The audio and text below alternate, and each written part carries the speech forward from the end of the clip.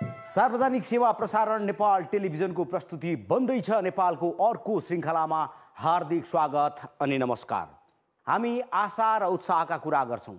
आजभोलि धेरै ठाउँमा सुनिन्छ, फेसबुक होस्, टिकटक होस्, रिल्स होस्, युट्युब होस् अथवा अनलाइन नै किन नहोस्, जबसम्म नेगेटिभ न्युजको टाइटल हालिँदैन न्युजले भ्युज पाउँदैन। अचम्मै छ, गीत सङ्गीत हेर्ने हो भने पनि अचम्मका गीतहरू भाइरल बनिरहेको देखिन्छ। कतिपय त एक्लै बसेर हेर्न मिल्ने खालका गीतहरूले बजार पिटेको पाइन्छ। र केही मान्छेहरूको भनाइ छ, नेपाली समाजमा बनेको भन्दा बिग्रेको हेर्न चाहनेहरूको सङ्ख्या बढी छ। हुन पनि घर, अफिस, चिया पसल, कुनै पनि ठाउँमा सामाजिक सञ्जाल हेरिरहेको मान्छेले कि एक अर्काको झगडा हेरिरहेको हुन्छ, कि एउटाले अर्कालाई गाली गरेको हेरिरहेको हुन्छ, कि कुटाकुट हेरिरहेको हुन्छ, कि काटाकाट हेरिरहेको हुन्छ, कि चाहिँ हेरि नसक्नु चिजहरू हेरिरहेको हुन्छ। धेरै अचम्म पनि नमानौँ, किनभने हामी विष भेटियो भने बाँड्न चाहन्छौँ, अमृत भेटियो भने लुकाउन चाहन्छौँ। साँच्चै हामी विष भेटियो भने बाँड्न चाहन्छौँ, अमृत भेटियो भने लुकाउन चाहन्छौँ। त्यसैले अमृतभन्दा चाँडो विषको सर्कुलेसन हुन्छ।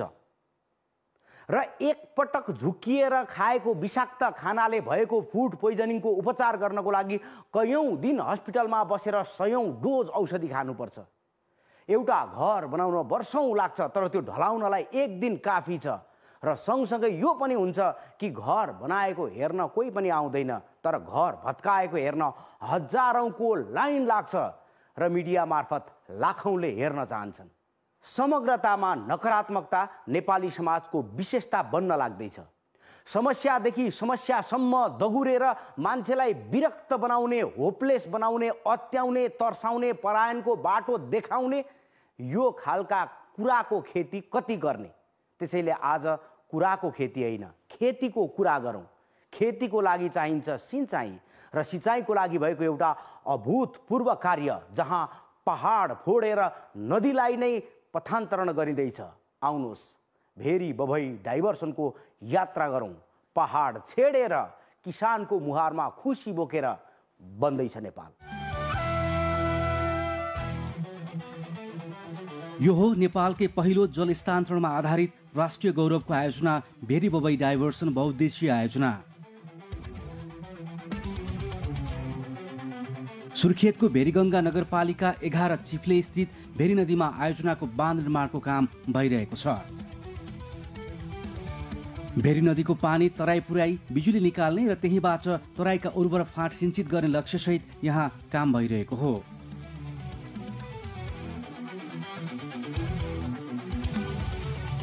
जसका लागि भेरी नदीमा करिब 120 मिटर लामो बाँध निर्माण हुनेछ। बाँधका 6वटा वे मध्ये 3वटाको ढलानको काम भइसकेको छ।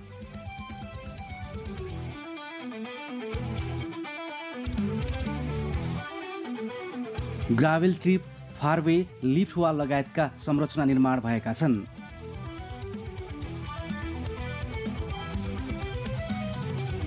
छिन्चुबाट जाजरकोट हुँदै डोल्पा जाने भेरी करिडोर, बोटेचोर हुँदै अघि बढ्ने मदन भण्डारी राजमार्गसँगै निर्माण हुँदै गरेको यो आयोजनाले स्थानीयलाई खुसीसँगै रोजगारी पनि दिएको छ।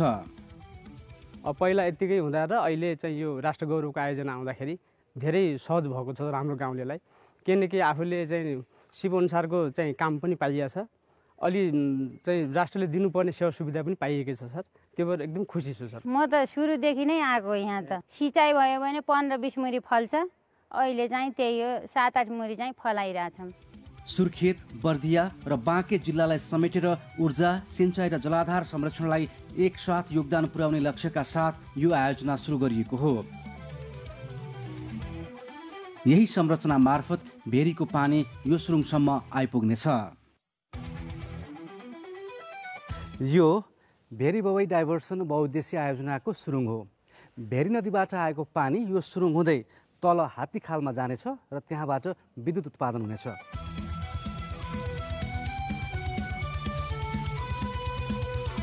अग्ला अग्ला पहाड छेडेर चिप्लेदेखि हात्तीखालसम्म खनिएको सुरुङको लम्बाइ 12.2 किलोमिटर रहेको छ।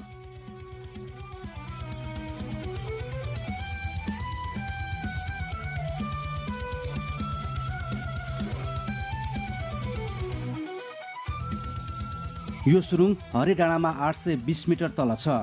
यही सुरुङ मार्फत हिमालको पानी पहाड हुँदै तराई झर्नेछ। नेपालमै पहिलो पटक अत्याधुनिक प्रविधि प्रयोग गरेर यो सुरुङ निर्माण गरिएको हो। टनेल बोरिङ मेसिन टिबिएम प्रविधिबाट यो सुरुङ निर्माण गरिएको हो। टिबिएमले सोचेभन्दा तीव्र गतिमा काम गरेपछि तोकिएको मितिभन्दा 1 वर्ष अगावै सुरुङ छिचोलियो। सुरुङ निर्माणका क्रममा करिब 700 नेपाली कामदार र 80 जना चिनिया कामदार 24 घण्टा खटिएका थिए। प्रधानमन्त्री केपी शर्मा ओलीले 2076 वैशाख 3 मा सुरुङको ब्रेक थ्रु गर्नुभएको थियो। पहिलो चरणमा 2076 चैत 15 सम्म सुरुङ निर्माण गर्ने गरी चाइना ओभरसिज इन्जिनियरिङ ग्रुप कोबेकलाई जिम्मा दिएकोमा कम्पनीले दिएको म्याद अघि नै सुरुङ खन्ने काम सम्पन्न गरेको थियो। टनल बोरिङ मेसिनबाट त छिटै उपलब्धि भयो होइन, काम अब छिटो सम्पन्न भएर इतिहास पनि रचेको थियो होइन यो आयोजनाले। अहिले चाहिँ हाम्रो 3टा अरू ठुलो ठेक्काहरू रनिङ छ। सिभिल निर्माण कार्य, हाइड्रोमेकानिकल गेट र फलाम जर्नेको कामको लागि, अनि अर्को इलेक्ट्रोमेकानिकल भने विद्युत सम्बन्धीको कार्यका 3टा ठेक्का रनिङ छ। त्यसै गरी ट्रान्समिसन लाइनको अध्ययन कार्य लगभग सम्पन्न हुन थालेको छ। 4.20 मिटर व्यास रहेको यो सुरुङबाट प्रति सेकेन्ड 40 घनमिटर पानी भेरीगङ्गा नगरपालिका 5 हात्तीखाल स्थित बबई नदीमा खसालिनेछ।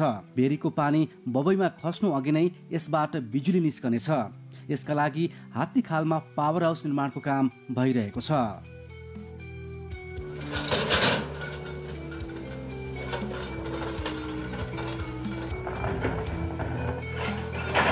म अहिले सुर्खेतको भेरीगङ्गा नगरपालिका वडा नम्बर 5 स्थित हात्तीखालमा उभिएको छु र मेरो पृष्ठभूमिमा बन्दै गरेको संरचना पावर हाउस हो।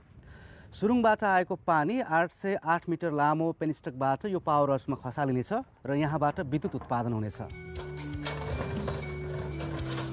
यहाँ निर्माण हुने पावर हाउसबाट 46.8 मेगावाट विद्युत उत्पादन गर्ने लक्ष्य छ, जसका लागि 23.4 मेगावाट क्षमताका 3वटा टर्बाइन जडान गरिनेछ। 2वटा टर्बाइनबाट नियमित विद्युत उत्पादन हुनेछ भने एउटा टर्बाइन मर्मत सम्भारको बेलामा प्रयोगमा आउनेछ।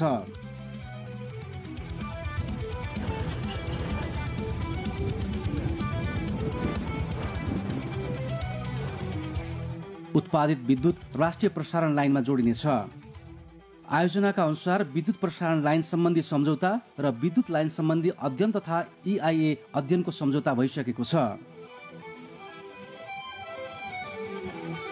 पहिलो चरण सुरुङ निर्माणको काम सकिएको छ भने दोस्रो चरण अन्तर्गत बाँध तथा पावर हाउस निर्माण, हाइड्रोमेकानिकल, इलेक्ट्रोमेकानिकल जडान एवं निर्माण लगायतका काम भइरहेका छन्। तेस्रो चरणमा भेरीको पानीलाई सिंचाइमा प्रयोग गर्ने योजनासहित काम अगाडि बढाइने आयोजनाले जनाएको छ। दोस्रो चरणको काम 50% र तेस्रो चरणको काम 40% सम्पन्न भएको छ। आयोजना सञ्चालनका क्रममा सुर्खेतको भेरीगङ्गा, गुरुबाकोट र लेकबेसीको 32 हेक्टरभन्दा बढी जग्गा डुबानमा पर्ने अनुमान छ, जसका लागि झन्डै 8 हेक्टर जग्गाको मुआवजा वितरण गरिसकिएको छ भने थप जग्गा प्राप्तिका लागि सूचना प्रकाशन गरी प्रमाणीकरणको काम भइरहेको छ। यसै गरी आयोजनाको पावर हाउसबाट करिब 15 घनमिटर प्रति सेकेन्ड पानी ट्याप गरी सो पानीबाट चिसापानी र बाँके आसपास क्षेत्रका करिब 22,000 हेक्टर भूमिमा सिंचाइ सुविधा उपलब्ध गराउने विषयमा पनि अध्ययन भइरहेको छ। करिब 12 मेगावाट विद्युत उत्पादन गर्ने नेपालगञ्ज र कोहलपुर क्षेत्रमा खानेपानीका रूपमा समेत प्रयोग गर्न सकिने गरी अर्को बबई मानखोला डाइभर्सन आयोजनाको लागि अध्ययन भइरहेको छ। हात्तीखालमा नदी तटबन्धको काम भइरहेको छ।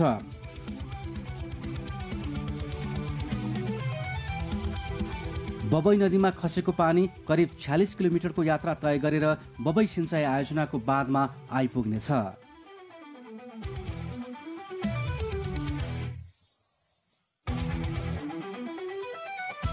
यो हो राष्ट्रिय गौरवको आयोजना बबई सिंचाइ आयोजना। बर्दिया स्थित बबई नदीमा बनेको यो बाँधले पूर्व पश्चिम राजमार्गको पुलको समेत काम गरेको छ। यो बबई सिंचाइ आयोजनाको नहर हो। यहाँबाट दुवैतर्फ पूर्व पश्चिम दुवैतर्फ पानी जान्छ। पश्चिमतर्फ जाने नहरको क्षमता 30 क्युमेक्स रहेको छ भने पूर्वतर्फ जाने नहरको क्षमता 25 क्युमेक्स रहेको छ।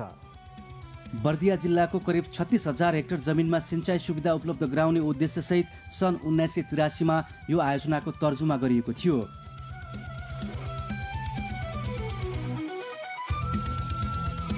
नेपाल सरकारकै लागतमा आर्थिक वर्ष 2053-54 वेरकम ब्रिज र मूल नहर निर्माणको काम भएको हो। 2024 सालबाट अध्ययन सुरु भएर 2045-46 सालमा निर्माण सुरु भएको आयोजना अहिले पनि निर्माणकै क्रममा छ।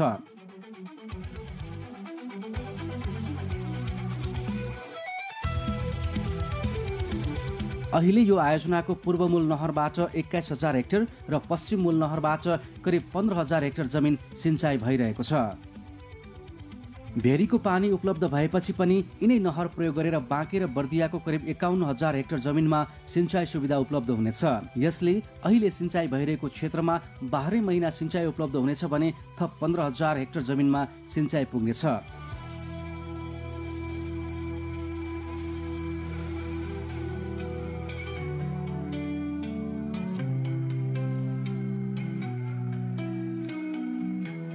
बाँकेमा थप 9,000 हेक्टर र बर्जियामा थप 6,000 हेक्टर जमिनमा सिँचाइ उपलब्ध हुनेछ। पश्चिमी मूल नहर छ, सो मूल नहरको चाहिँ 28 किलोमिटर चेनेसम्म हामीले निर्माण सम्पन्न गरिसकेका छौँ। त्यसपछि अब बाँकी चाहिँ करिब चाहिँ 13 किलोमिटर निर्माणाधीन अवस्थामा छ। अरू चाहिँ हामी यिनै संरचनाहरूबाट चाहिँ हामी सिँचाइ सुविधा पुर्याउँछौँ। भेरी बबई डाइभर्सन सम्पन्न भएपछि आउने पानीलाई समेत मध्यनजर राखेर अहिले निर्माण भएका संरचनाले नै सिँचाइ गर्न सकिने गरी नहर र शाखा नहर निर्माण भएका छन्।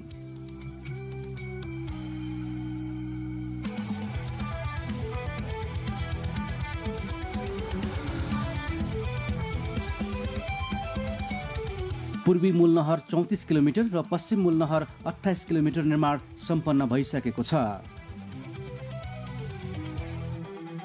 पूर्वको पानी पश्चिम ल्याउनलाई नै त्यो बबई नदी नै तार्नुपर्ने हुन्छ। त्यो बबई नदी नै तार्नको लागि पनि हामीले सुरुमा नै 500 मिटरको साइफन बनाएर बबईबाट पश्चिम पानी ल्याएका छौँ। साइफन भनेको चाहिँ माथि पनि कुलो उही लेभलमा हुन्छ, तल पनि उही लेभलमा हुन्छ लघु। तर त्यो जुन चाहिँ क्रसिङ गर्नुपर्ने ठाउँमा छ त्यसमा चाहिँ अन्डरग्राउन्ड गरेर तलबाट पाइप फ्लो भन्छ त्यसलाई, होइन, पाइप एक्सन बनाउनको लागि नै हामीले चाहिँ साइफन बनाएर लैजान्छौँ। आर्थिक वर्ष 2045-46बाट निर्माण सुरु भएको बबई सिँचाइ आयोजनाको निर्माण सम्पन्न गर्ने समय आर्थिक वर्ष 2082-83 रहेकोमा पछि यसलाई संशोधन गरेर आर्थिक वर्ष 2084-85 पुर्याइएको छ। यहाँ नहर मात्रै होइन, नहरसँगै मोटर बाटो पनि पुगेको छ। नहरका दुवै छेउमा निर्माण भएका सडकले स्थानीयलाई आवत जावत र कृषि उत्पादन बजारसम्म पुर्याउन सहज भएको छ।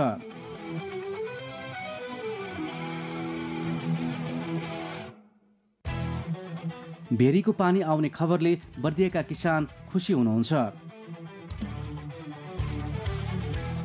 रोजगारीका लागि विदेशीका युवा पनि फर्किएर कृषि पेसामा लाग्नु भएको छ। पहिला चाहिँ म त अब इन्डियातिर काम गर्थेँ, अनि कति बाहिर गर्ने भनेर चाहिँ घरै केही गर्नु पर्यो भन्ने सोच आयो। त्यही सोचले गर्दाखेरि चाहिँ सुरुवात चाहिँ मैले गरेँ। पानीको चाहिँ सुविधा भयो भने अर्को साल चाहिँ मजाले लाग्छ सर।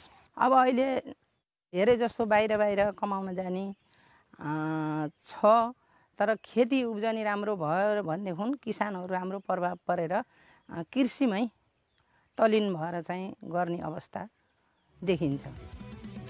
मनग्य आम्दानी भएपछि विदेशी नै बाध्यता हट्नेछ। पर्याप्त सिँचाइपछि अन्नको भण्डार मानिने बर्दियाका यी फाँटहरू 12 महिना हरिया देखिनेछन्। आकाशे पानी पर्खनु पर्ने बाध्यता हट्नेछ। 12 महिना सिँचाइ भएपछि अहिलेको उत्पादनमा दोब्बर वृद्धि हुनेछ। नयाँ बालीको परीक्षण गर्न थालिएको छ। भेरीको पानी आएपछि पर्याप्त सिँचाइ भएमा बेमौसमी तरकारी र चैते धान खेती गर्न सकिनेछ। बबई भनेको खरे खोला हो। पानी ठ्याक्कै बिउ राख्ने बेलामा पानी बबई नदीमा पानी हुँदैन, अनि पानीको तानातान हुन्छ, बिउ सुक्ने चाहिँ अवस्था आउँछ। भेरीबाट पानी आयो भनेदेखि 12 मास खेती गर्न पाइयो। यही नजिकै हामीले यहाँ हेर्न सक्छौँ, त्यहाँ उखुको खेती भइरहेको छ, त्यहाँ गर्नुभएको छ किसानहरूले। यो पनि एउटा उपलब्धि हो। यो पानी आइसकेपछि कुनै पनि समयमा हामीले खेती गर्न सक्ने भएको हुनाले ठ्याक्कै दुगुना हिसाबमा चाहिँ हाम्रो खेतीको जुन अन्न हुन्छ उत्पादन गर्न सक्छौँ हामीले। त्यसो भए देशको आर्थिक विकासमा टेवा पुर्याउने लक्ष्य लिएको यो आयोजना सम्पन्न भएपछि रोजगारीमा वृद्धि हुने, किसानको आय आर्जन वृद्धि हुने, ऊर्जायुक्त जनशक्ति स्वदेशमै खपत हुने अपेक्षा छ।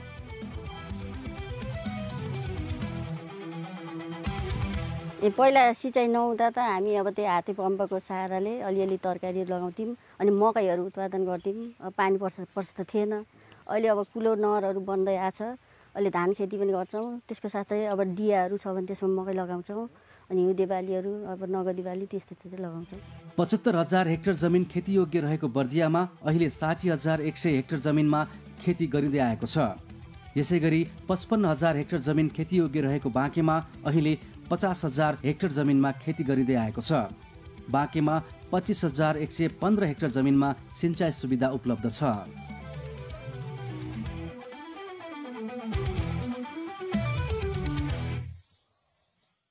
यो आयोजना सम्पन्न भए पश्चात कृषि उत्पादन बढ्न गई वार्षिक 3 अर्ब 1 करोड रुपैयाँ प्रत्यक्ष र विद्युत बापत 4 अर्ब रुपैयाँ प्रत्यक्ष गरी वार्षिक 7 अर्ब 1 करोड रुपैयाँ फाइदा हुने अनुमान गरिएको छ।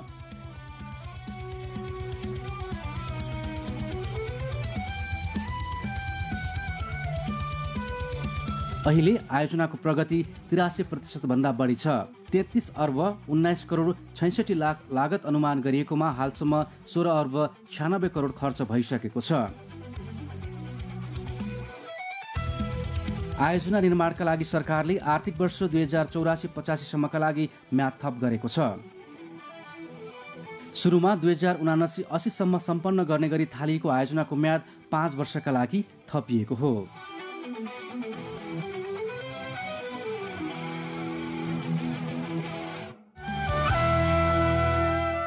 जलविद्युत सिँचाइदेखि खाने पानीसम्मको समस्या समाधान गर्ने गरी बढिरहेको बहुउद्देश्य परियोजनाको प्रगति, हाम्रा केही जिज्ञासा अनि स्थानीयका खुसी, समस्या र प्रश्नहरू लिएर हामी सिधा प्रधानमन्त्रीज्यूसँग जोडिँदै। सुभानजी नमस्कार। नमस्कार।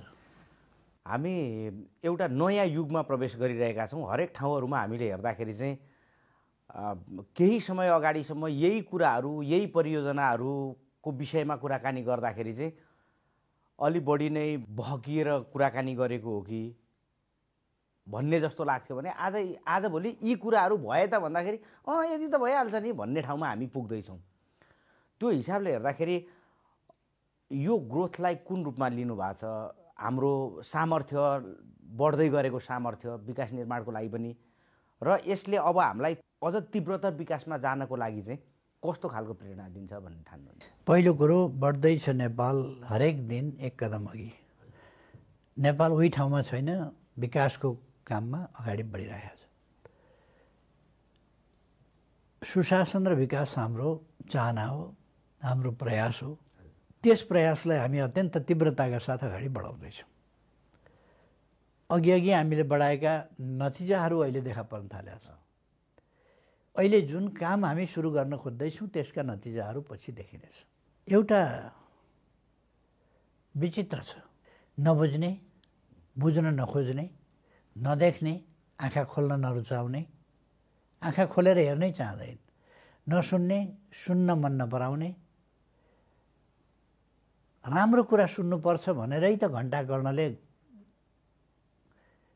कानमा घन्टी बाँधेर टाउको हल्लाएर किन हिँड्थ्यो? राम्रो कुरा सुन्नु पर्ला भनेर घण्टा कर्ण कानमा घन्टी बाँधेर झुन्ड्याएर अनि यस्तो टाउको हल्लाएपछि त घन्टी घन्ड्याङ गर्ने भयो। त्यस कारण घण्टा कर्ण हिँडेको सबै थाहा पाउँथे, किन उसले राम्रो कुरा सुन्नु पर्ला भनेर घन्टी बाँधेर यस्तो हल्लाउँथ्यो। घण्टा कर्ण थियो, कानमा घन्टी, कानमा घन्टी भएपछि घण्टा कर्ण भयो। तिनीहरूले राम्रो कुरा देख्दैनन्, सुन्दैनन्। गान्धीका 3टा बाँदरले पनि कान थुन्थे, आँखा थुन्थे, मुख थुन्थे, तर नराम्रो कुरा सुन्न नपरोस्, देख्न नपरोस्, बोल्न नपरोस् भनेर। घण्टा कर्ण र गान्धीका बाँदरहरूमा भिन्नता छ। घण्टा कर्ण राम्रो कुरा सुन्न नपरोस् भनेर घन्टी बाँधेर टाउको हल्लाउँदै कुद्थ्यो। प्रयत्न, थप त्यो आत्मविश्वास, उत्पादन सम्बन्धहरू, बजारको चेन इफेक्ट, उत्पादनको चेन, खपतको चेन, सँगै आर्थिक गतिविधिको सक्रियता, यो चिजमा ध्यान दिनुपर्ने युवा पुस्ता अलि बढी निराश हुँदाखेरि चाहिँ त्यो सबै गतिविधिहरू अटोमेटिक कम हुन्छ र त्यसको असर चाहिँ सबैलाई एकैचोटि पर्दो रहेछ। किनभने बजार भनेको उठ्दा सबै उठ्छ, बस्दा सबै बस्छ। तर अहिले जुन हिसाबबाट भेरी बबई डाइभर्सनकै कुरा हेर्ने भने पनि एउटा सिङ्गै युवा भनेको एउटा सचेत समुदाय होइन, हुनु पर्दैन? हुनुपर्छ। युवा भनेको लामो समय बाँच्नु छ हो, भविष्यतर्फ आशावादी हुनु पर्दैन? पर्छ। युवा भएपछि राम्रो सुखी जीवन नै बाँच्न चाहन्छ होला, चाहनुपर्छ। त्यसका निम्ति प्रयासहरू गर्नु पर्दैन? असन्तुष्ट हुनलाई कारण चाहिन्छ, कारण यथार्थ देख्नुपर्छै पर्दैन? त्यसकारण युवाहरू असन्तुष्ट कहाँ भएका छन्? यो केही ठाउँमा सुमानीज्यू मलाई एउटा चाहिँ म आफूले तपाईँ YouTube paid YouTube paid media केही मिडिया छन्, पेड छन्, ती सधैँ जस्तै राम्रो काम पनि तिनले राम्रो कुराको तिनको कतै स्थान पाउँदैन। ती मिडियाहरूमा राम्रा कुराले कतै स्थान पाउँदैन, किन घण्टा कर्णको कानले कुन राम्रो कुराको स्थान पाउँथ्यो? यसमा दुईटा कुरा चाहिँ भने अहिले म राख्न चाहेको चाहिँ अहिलेको एक खालको एउटा यस्तो पनि समय आइपुग्यो कि साँच्चै यहाँ त्यो यही भेरी बबई डाइभर्सनको 12 किलोमिटरभन्दा लामो सुरुङ निर्धारित समयभन्दा अगाडि नै ब्रेक थ्रु भयो। यो त एउटा खुसीको कुरा हो नि त। तर धेरै मान्छेहरू त अहिलेको सचेत भनिएको युवाले यो चिज नै बुझेको पनि छैन अथवा यसको महत्त्व के हो भन्ने कुरा महसुस पनि गर्न सकेको छैन। अब सामान्यज्यू यहाँले आफैले नै गएर त्यसलाई ब्रेक थ्रु गर्नुभयो। त्यसमा पावर हाउस बन्दैछ, 46 मेगावाटभन्दा बढी विद्युत उत्पादन हुँदैछ। त्यसपछि फेरि अब अहिलेसम्म त हाम्रो हेर्दाखेरि चाहिँ 2 गुणा उत्पादन हुन्छ भन्ने मात्रै किसानको बुझाइ छ। तर त्यो बेमौसममा उत्पादन भएको त्यति नै तरकारी होस् फलफुल होस् त्यसले त त्योभन्दा 3 गुणा 4 गुणा बढी मूल्य प्राप्त गर्छ नि त। फेरि बेमौसममा भएको उत्पादनले त त्यो मात्रै होइन, 5.5 गुणा उत्पादन गर्छ। किन 5.5 गुणा भने जे भइरहेको छ एक बाली भइरहेको छ हो, एक सिजनमा त्यसलाई डबल गर्छ। अरू 2 सिजन डबल हो फेरि उत्पादन गर्छ भनेपछि 2 गुणा प्लस एउटा त 2 गुणा त डबल त पहिल्यै भइगयो। त्यो 2 गुणाको 2 गुणा त अर्को छँदैछ नि, फेरि कमसेकम 5.5 गुणा त भयो त। अब यसलाई यसरी पनि सजिलो गरी बुझ्दाखेरि असारमा रोप्ने धान पनि मङ्सिरमा काट्ने जुन धान हुन्छ त्यो धान पनि लगभग 2 गुणा फल्छ ठिकसँग पानी आकाशे पानी भन्दा सिँचाइको पानी प्राप्त गर्दा। अहिले हुँदै नभएको चैते धान त्यति नै फल्छ त्यो आफैमा। चैते धान अझ बढी फल्छ भन्ने पनि रहेछ फेरि। र फेरि त्यो चाहिँ मङ्सिरदेखि चैतको बिचमा त्यतिमा पाक्ने अर्को एउटा फसल पनि उत्पादन हुन्छ। मकै हुन्छ, तोरी हुन्छ, अरू चिज हुन्छ, थुप्रो चिज हुन्छ, आलु हुन्छ, गहुँ हुन्छ, जे पनि हुन्छ, जे त्यतिमा फल्छ। रायो होला, साग होला, जे हुन्छ त्यो छ, त्यति नै प्रतिफल दिने खालको हुन्छ। उस्तै परे त्योभन्दा अझ बढी प्रतिफल दिने भइदिन पनि सक्छ। यो खालको परिवर्तनको दिशामा देश अगाडि बढ्दैछ। सँगै यसले चाहिँ अब राष्ट्रिय सामर्थ्य पनि बढ्दैछ। सँगै अब देश चाहिँ खर्च गर्ने ठाउँबाट उत्पादन गर्ने ठाउँतर्फ पनि प्रवेश गर्दैछ। किनभने अहिलेसम्म हाम्रो धेरै चिजहरू जस्तो जलविद्युतमा पनि निरन्तर खर्च थियो नि त हाइड्रो पावरहरू बनाउँदाखेरि। अब चाहिँ मिटर हेरेर चाहिँ त्यसको चाहिँ रेभिन्यू प्राप्त गर्ने ठाउँमा पुग्दैछ। सुरुङ मार्ग अब यहीँ हामीले हेर्ने भने थानकोट मुनिको सुरुङ मार्ग खर्च नै थियो, अब बिस्तारै एउटा सानो मूल्य भए पनि त्यहाँबाट चाहिँ रेभिन्यू प्राप्त गर्ने ठाउँमा पुग्छ। धरहरा निर्माण गर्दा खर्च थियो, अब धरहरा चढे बापत त्यहाँबाट रेभिन्यू प्राप्त गर्दै जान्छ। यो हिसाबले हेर्दै जाँदा फास्ट ट्र्याक अहिले खर्चमा अगाडि बढिरहेको छ भने केही समयपछि त्यहाँबाट रेभिन्यू निर्माण सुरु हुन्छ। कार पार्किङहरू, बाइक पार्किङहरू बनाइएको छ, हजुर, त्यसबाट फाइदा हुन्छ, रेभिन्यू प्राप्त हुन्छ, ठुलो फाइदा छ नि।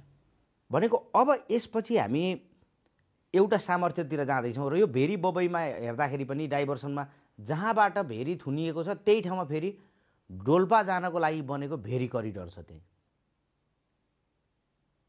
एकै ठाउँमा बहुआयामिक विकासहरू, बहुआयामिक गतिविधि छ र त्यही ठाउँमा फेरि भेरी करिडरको चाहिँ त्यो एरियाको किसानहरूको लागि वाटर लिफ्टिङ होला, त्यसपछि अरू इन्फ्रास्ट्रक्चरको कुरा होला, अरू सेवा सुविधाको कुरा होला, त्यो परियोजना अन्तर्गत नै सहायक चलिरहेकै छ। यो समग्रतामा चाहिँ हामीले सम्मानज्यूसँग मैले अहिले गर्ने अपेक्षा चाहिँ अबको केही समय चाहिँ हामीले योभन्दा अझ तीव्रतर विकासहरू गर्नुपर्नेछ, ताकि अबका विकासका कामहरू आयोजनाहरू अगाडि बढ्दाखेरि म्याद थप गर्नु नपरोस्। यसको लागि चाहिँ सरकारको तर्फबाट यहाँको तर्फबाट कसरी सोचिराख्नु भएको छ? म्याद थप्नु पर्ने होइन, कतिपय आयोजनाहरू समयभन्दा अगाडि सिद्धिया छ। यही हामी बिल्डिङ जहाँ हामी कुरा गरिरहेका छौँ, यो म प्रधानमन्त्री हुँदा सुरु भयो। म प्रधानमन्त्री हुँदाहुँदै भन्यो मदन भण्डारी हाइवे लगभग सुरु भयो भन्यो। यत्रो लामो हाइवे केही ठाउँमा ओभरल्याप भएको होला, अरू बाटोसँग केही ठाउँमा मिसिएको होला, तर आम रूपमा भन्यो भने नयाँ बाटो हो। आम रूपमा तयार भयो, मदन भण्डारी हाइवेबाट चल्न सकिन्छ। अर्को पुष्पलाल राजमार्ग त्यही समयमा तयार हो। प्यारालाल लिने हुलाकी राजमार्ग सहित नै हुलाकी राजमार्ग त्यही समयमा सुरु हो, त्यही समयमा लगभग तयार भयो। अब केही निकुञ्जहरूको कुरा बाँकी हो, केही पुलहरूको कुरा बाँकी हो, नत्र भने त्यति फास्ट भन्यो नि म्याद थप्नुपर्ने होइन। तर अब सबैलाई थाहा छ राजनीतिक अस्थिरता आयो, सरकार परिवर्तन भयो, कामहरू अवरुद्ध भए। अब फेरि हामी त्यो अवरोधलाई तोडेर भद्रगोल अवस्था जुन थियो त्यसलाई सँगालेर फेरि देशलाई ठिक ढङ्गमा अगाडि बढाउन लागिरहेका छौँ। त्यसै कारण केही छटपटिएका छन्। हामीले सोचका साथ अगाडि बढाएका थियौँ, सोचका साथ अगाडि बढाउँदैछौँ। अहिले नेपाली कङ्ग्रेस र नेकपा एमाले दुईटा पार्टी मिलेर सोचका साथ देशलाई अगाडि बढाउने अभियानमा लागेका छन्। अब तपाईँले जुन चिन्ता गर्नुभएको छ नि, तपाईँले टेलिभिजनमा हेर्नुभयो, देख्नुभयो, मान्छेहरू सोध्नुभयो कस्तो छ भनेर, मान्छे त खुसी छन् त। चिप्लेका मान्छेहरू के भन्दैछन्, 7 मुरी धान फल्छ, अब 15 मुरी 20 मुरी फल्छ पानी आएपछि। एक बालीमा 15-20 मुरी फल्छ, 3 बाली हामी लगाउँछौँ, 3 बालीको कुरा आउँछ। त्यसो भएर यो त कति गुणा वृद्धि हुन्छ, कति गुणा वृद्धि हुन्छ। मान्छे खुसी छन् त, काम पाएका छौँ, रोजगारी पाएका छौँ, यस्तो छ, खुसी छ। आफ्नो ठाउँमा विकास भएको छ, यस्तो कुरा आउँदैछ, खुसी छन् मान्छे। बबईमा पानी लगेपछि यस नहरबाट यसरी पानी आउँछ, सबै सिजनमा खेती लगाउन पाइन्छ। नहरका हाँगाबिगा लगभग पुगिसकेका छन्।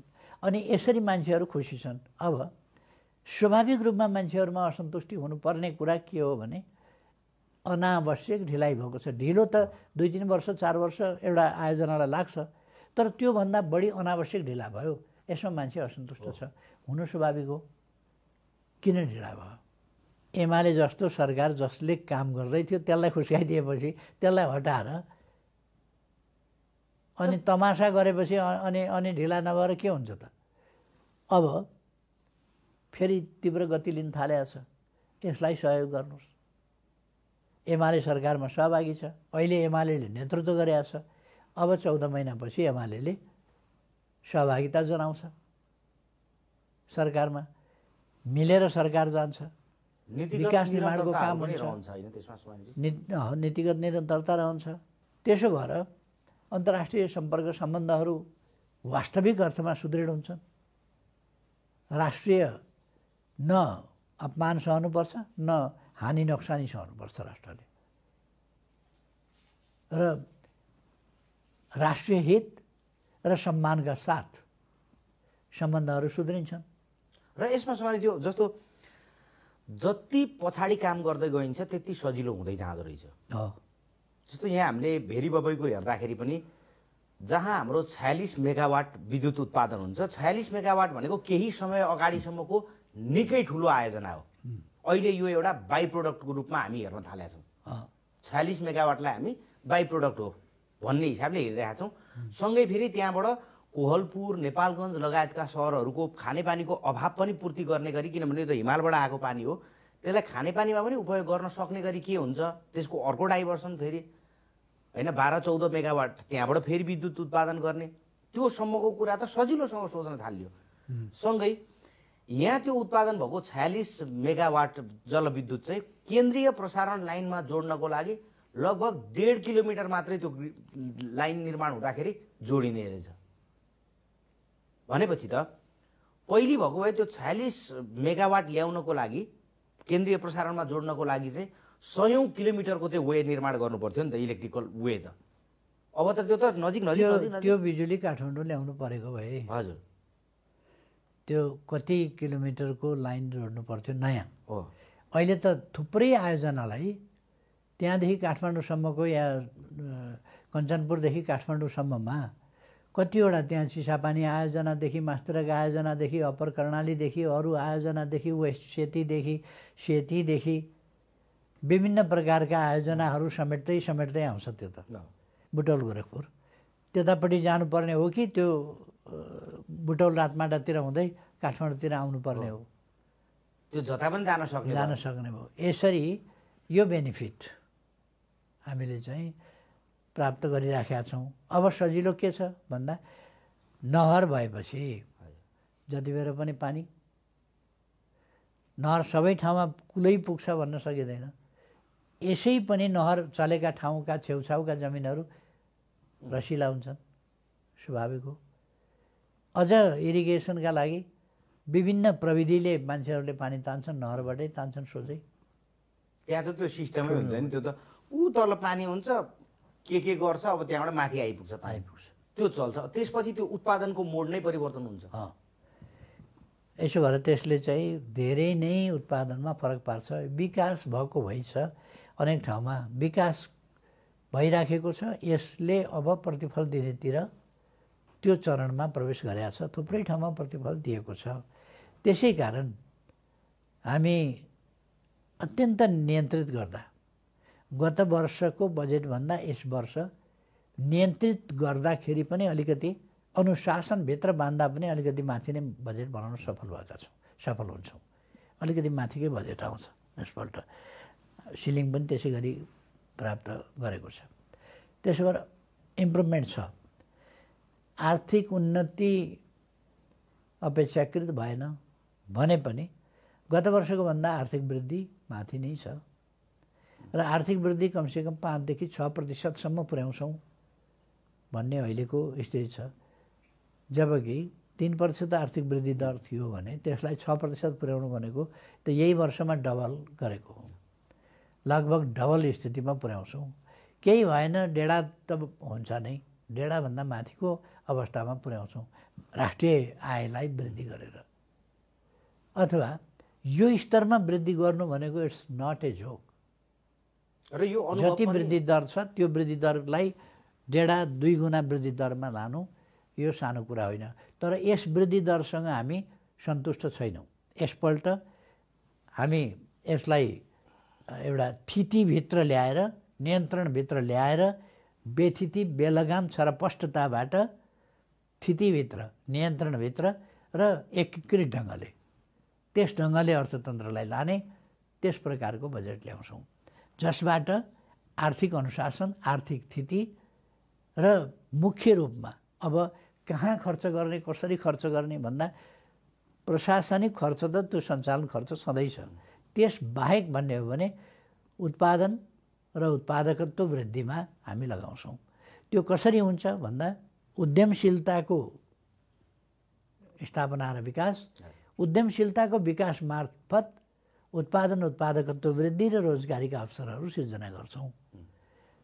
यी सिर्जना गरेका चिजहरूलाई उद्यमशीलता, उत्पादकत्व वृद्धि, उत्पादन वृद्धि, यस काममा हामी आधुनिक मेसिनरीको प्रयोग, आधुनिक प्रविधिको प्रयोग, यसको प्रयोग मार्फत अगाडि लान्छौँ।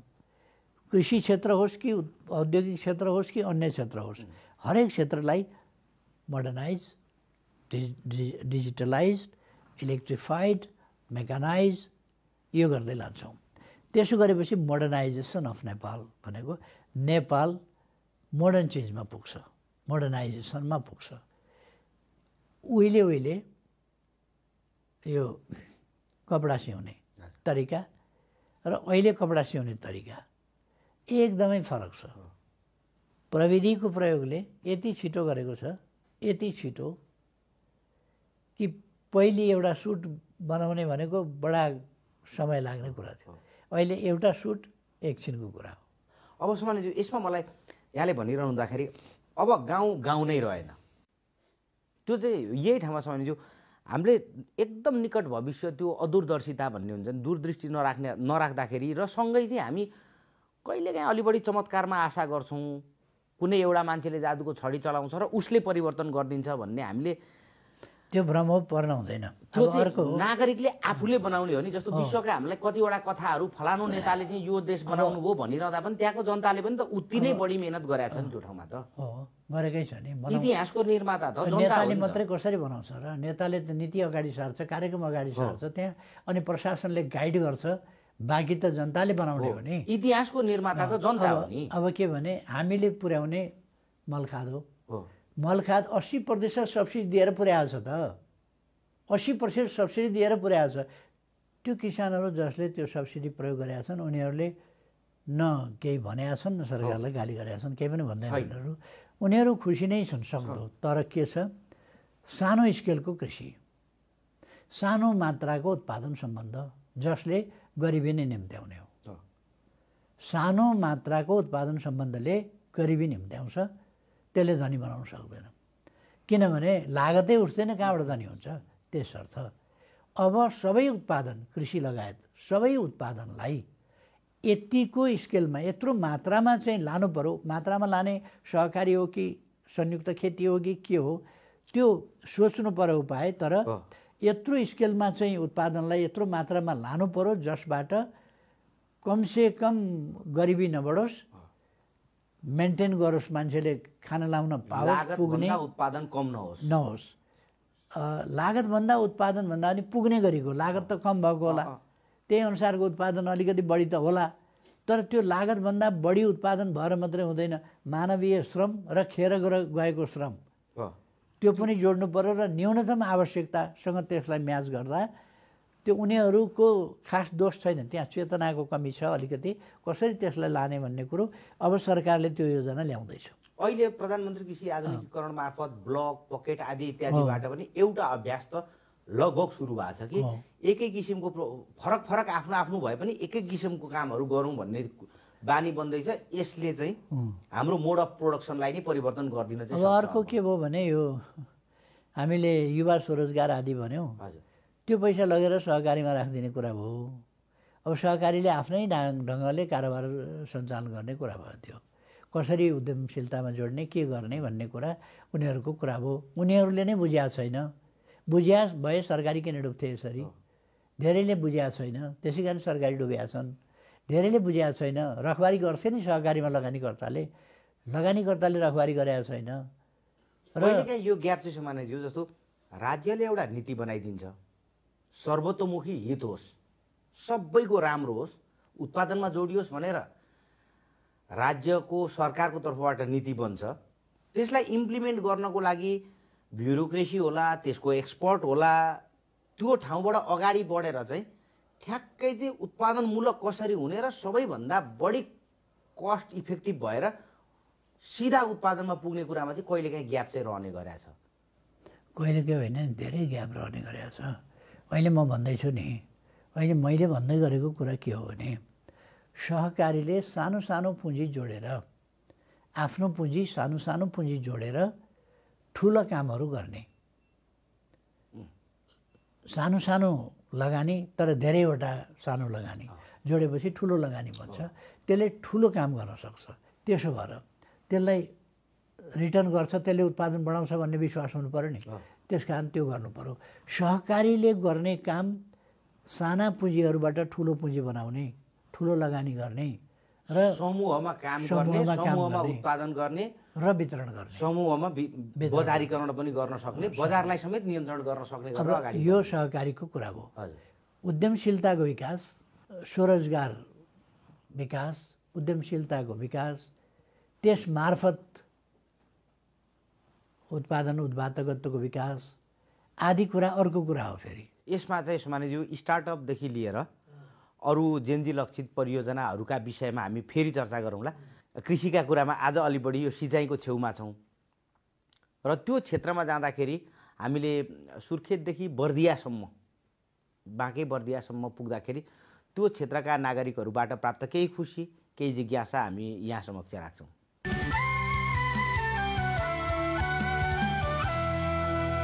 नमस्ते सबैजनालाई, मेरो नाम किरण कुमार विक, सुर्खेत जिल्ला भेरिङ्गा नगरपालिका वडा नम्बर 9। अहिले घर नजिकै एउटा राष्ट्रिय गौरवको आयोजना भएको हुँदा हामी सबै स्थानीयवासीहरू खुसी छौँ। उस्तै त खुसीको सीमा पनि छैन भनौँ। घर अगाडि यत्रो गौरवको आयोजना हुँदा त खुसी हुनु नै पर्यो। यहाँका स्थानीय विकास निर्माणका कामहरू पनि भइरहेका छन् र रोजगारी पनि स्थानीयले पाएको अवस्था पनि छ अहिलेको सन्दर्भमा। यसर्थमा म प्रधानमन्त्रीज्यूलाई म के आग्रह गर्न चाहन्छु भने, प्रधानमन्त्रीज्यू, अहिलेसम्म नेपालका ठुला ठुला आयोजनाहरू समयमा सम्पन्न भएको देखेका छैनौँ। त्यसैले यसलाई चाहिँ यो आयोजना पनि अथवा यो योजना पनि कहिलेसम्म सम्पन्न हुन्छ प्रधानमन्त्रीज्यू चाहिँ जनतालाई बताइदिन हामी आग्रह गर्न चाहन्छौँ। उहाँको प्रश्न एकदम जायज छ, मजाल छ। मैले अघि नै भनेको थिएँ, काम भएकोमा खुसी छन्, विलम्ब भएकोमा गुनासो छ, केही बेखुस पनि छन्। विलम्ब हुनुहुने थिएन, विलम्बको कारण त्यही हो, मैले अघि भनिसकेँ, दोहोऱ्याउँदिनँ। अब सकेसम्म छिटो तयारी गर्ने काममा हामी जुटेका छौँ। अहिले म्याद 85सम्मका लागि हामीले थपेका छौँ र 85सम्म सिद्धिएला भन्ने हाम्रो अपेक्षा छ। यसमा अर्को सम्मानज्यू जस्तो उता पावर हाउस बन्नको लागि टाइम लाग्ने भएर 85सम्म हो भने तल नहरहरू बनाएको छ, माथि सुरुङ बनाएको छ, त्योभन्दा माथि बाँध बनेर उता जान सक्छ भने हाइड्रोको काम पछाडि हुँदै गर्छ, सिँचाइको लागि पानी पथान्तरण गरेर सिँचाइको लागि चाहिँ उपलब्ध गर्ने भन्ने त्यो चाहिँ सम्भावना रहन्छ कि रहन्छ? त्यो त मजाले सम्भावना रहन्छ।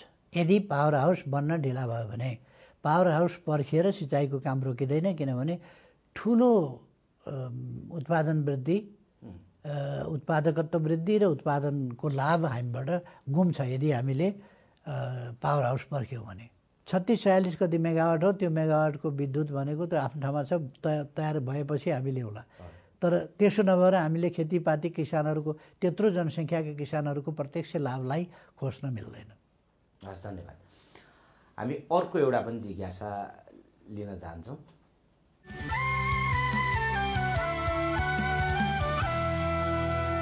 नमस्कार, म पल्टुराम ठारू, ठाकुरबाबा नगरपालिका वार्ड नम्बर 5, म ढुङ्ग्रोको।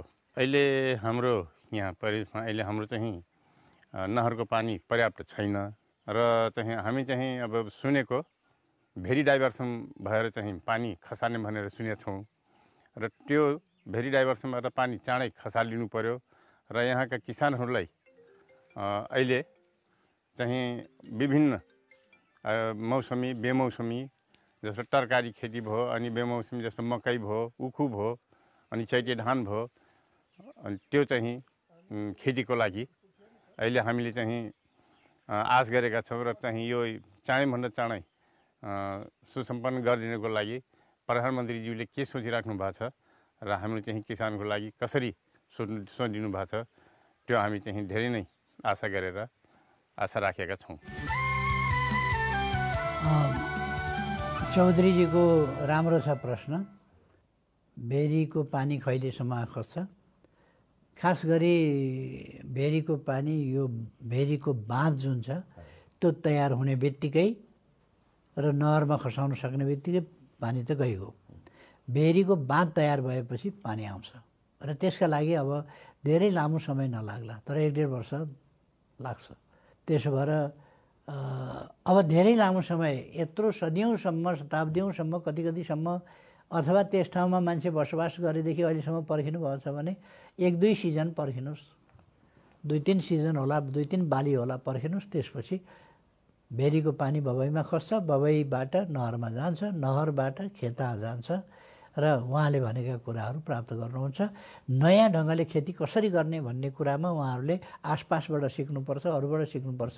हामी कृषिका तालिम दिनेहरूलाई पनि त्यहाँ पठाउँछौँ र उहाँहरूलाई कृषिको तालिम पनि उपलब्ध गराउँछौँ। र उहाँहरू पनि एक हिसाबले उत्पादनको लागि चाहिँ ताकेर चाहिँ बसिसक्नु भएको छ। पानी आयो भने हामी यो गर्छौँ है भन्ने कुरा छ, त्यो चाहिँ बबईकै पानीले पनि अहिलेसम्म चाहिँ जे गरेको छ त्यसले धेरै रिहर्सल चाहिँ गराएको छ। त्यो बबईलाई चाहिँ पानी कम भए पनि धन्यवाद नै भन्नुपर्छ।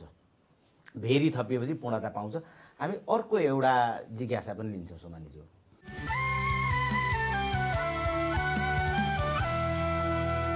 सम्माननीय प्रधानमन्त्रीज्यू नमस्कार। म जीवन कुमार साई, बर्दिया जिल्ला ठाकुरबाबा नगरपालिका वडा नम्बर 1। म सम्माननीय प्रधानमन्त्रीज्यूलाई प्रश्न गर्न चाहन्छु। भुरीगाउँ तेलपानी सुर्खेत बाटो हो, यो बाटो अहिलेसम्म बनेन। अहिलेको तपाईँकै कालमा, तपाईँकै कार्यकालमा यो बाटो बन्नुपर्छ भन्ने हामीले आशा लिएका छौँ। आम बर्दियावासी, आम सुदूरपश्चिमवासी, आम कर्णालीवासीको अपेक्षाको केन्द्र रहेको, मुख्य नाकाको रूपमा रहेको यो बाटो बन्नुपर्छ भन्ने हामी विनम्रताका साथ सम्माननीय प्रधानमन्त्रीज्यूलाई यो प्रश्न राख्न चाहन्छौँ। उहाँलाई धन्यवाद छ। यो भुरीगाउँबाट सुर्खेत जाने बाटो त्यो कुरा गर्नुभएको उहाँले, त्यो बाटो बन्छ नै र त्यो बनाउने हाम्रो प्रयास छ। अब यहाँनिर अलिकति अदालतको प्रश्न छ, त्यसो भएर यसको उपाय हामी गर्छौँ र त्यो बाटो बनाउँछौँ। र यो चाहिँ छोटो पनि हुन्छ र पुरानो चाहिँ फेरि कर्णालीको हामीले कर्णालीको एपिसोड गर्दाखेरि पनि धेरैजनाले अनुभव सुनाउँदाखेरि चाहिँ हामी राजापुर पुग्थ्यौँ भन्दाखेरि राजापुर जाने बाटो चाहिँ यो बाटो रहेछ र डिस्टेन्सको हिसाबले पनि छोटो छ र त्यो पुरानो बाटोलाई फेरि एउटा चाहिँ त्यसले चाहिँ बर्दियामा भएको उत्पादन अब यसपछि बढ्ने उत्पादन पनि कर्णालीतिर जानको लागि पनि सजिलो पनि हुन्छ। त्यो अवश्य नै आज हामीले समग्रतामा त्यो एउटा क्षेत्र सुदूरपश्चिमसँग जोडिएको बर्दिया, बाँके, सुर्खेत यो क्षेत्र र यो बहुआयामिकतामा एउटा गेम चेन्जर प्रोजेक्ट। यो प्रसङ्ग लिँदाखेरि 51 सालमा नेकपा एमालेको सरकार हुँदा त्यहाँ श्रमदानको अभियान चलाएर यी नहरहरू खन्ने काम जुन श्रमदानबाट भएको थियो, त्यसमा वामदेव गौतमजीले अगुवाई गर्नुभएको थियो, नेतृत्व गर्नुभएको थियो र 10,000 मान्छेले त्यहाँ श्रमदान गरेका थिए। त्यो आफ्नो गाउँ आफै बनाउनुको समयको थियो। आफ्नो गाउँ आफै बनाउनुको समयमा यो चाहिँ एक ढङ्गले केन्द्रको पैसा बिना धेरै ठुलो काम भएको छ। सुरुवाती नहरको कुरामा सुरुवाती नहरको कुरामा, नत्र भने त्यहाँ थिएन केही पनि। आयोजना थियो, काम केही पनि भएको थिएन। त्यस्तो स्थितिमा चाहिँ उहाँले नहर, कच्चा नहर त्यसरी विस्तार गरेर धेरै किलोमिटर नहर श्रमदानमा बनाउनु हो। उहाँको अगुवाईमा उहाँले आह्वान गरेर, उहाँले सङ्गठित गरेर हजारौँ मान्छे दिनमा श्रमदान गरे त्यहाँ, हजारौँ मान्छे। त्यसले अपनत्व पनि भयो। अपनत्व पनि भयो र त्यहाँका मान्छेहरूलाई के लाग्छ भने यो हामीले बनाएको नहर हो भन्ने लाग्छ र हो पनि। र त्यसको अगुवाई वामदेव गौतमले गर्नुभएको थियो। म उहाँलाई श्रेय पनि दिन चाहन्छु यस कुरामा। विकास प्रेमी नै मान्छे हो वामदेव गौतमजी, विकास गर्नुपर्छ भन्ने, हुनुपर्छ भन्ने मान्छे हो। त्यो समयबाट अब अहिले त्यसलाई स्तरोन्नति हुँदै बढ्दै बढ्दै आउँदा अब अहिले त आधुनिक नहरको रूपमा चाहिँ रूपान्तरित भइसकेको छ। अब भेरीको पानी खसिसक्दाखेरि घर घरमा खेत खेतमा पुग्ने गरीको अवस्था सिर्जना भएको छ। र अब नयाँ नेपाल, सुन्दर नेपाल, लोकतान्त्रिक नेपाल, लोकतान्त्रिक गणतान्त्रिक नेपाल, एउटा सुशासनयुक्त र समृद्ध नेपाल हुनेछ। यस बाटोबाटै हामी समृद्ध नेपाल, सुखी नेपालीमा पुग्ने हो। जति जति चिजहरू हुन्छ सकेसम्म चाँडो चाँडो नै भइरहोस्, अगाडि बढिरहोस् र सबैभन्दा तल पिरामिडको फेद भन्छ नि मान्छेहरूले, सबैभन्दा टाढाको जनताहरू पनि विकासको स्वाद चाख्नबाट कोही पनि वञ्चित हुन नपरोस्। उत्पादनलाई थप वृद्धि गर्नको लागि र देशलाई सेवा गर्ने अवसर त्यहाँको नागरिकले पनि प्रत्यक्ष प्राप्त गर्ने र उहाँहरूको जीवनशैलीलाई पनि सहज बनाउनको लागि यो र यस्ता धेरै परियोजनाहरू अगाडि बढिरहोस्। सोच र समयको लागि यहाँलाई धन्यवाद। धन्यवाद। आजभोलि जेमा पनि सजिलो खोज्ने चलन छ। पैसाको कुरा हेर्नुहोस्, इजी मनी भन्छन्। काम गर्ने बेलामा इजी वे, पत्रकारिता पनि झन्डै झन्डै इजी वेमा पो चल्न खोजेको हो कि? फिल्डमा नजाने, काम भइरहेको ठाउँमा नपुग्ने अनि एउटा कोठामा बसेर अल्गोरिदम हेर्ने, जसलाई गाली गर्दा ताली पाइन्छ छानेर गाली गर्ने। तर यो कुराले हामी कति समाजप्रति उत्तरदायी छौँ भन्ने कुराको प्रश्न चाहिँ राखिरहन्छ। यो सहरमा बस्नेको प्रवृत्ति भयो, तर आजभोलि परदेश होइन घरदेश फर्कौँ भन्ने अभियानहरू गाउँ गाउँमा स्वतःस्फूर्त चलिरहेको देखिन्छ।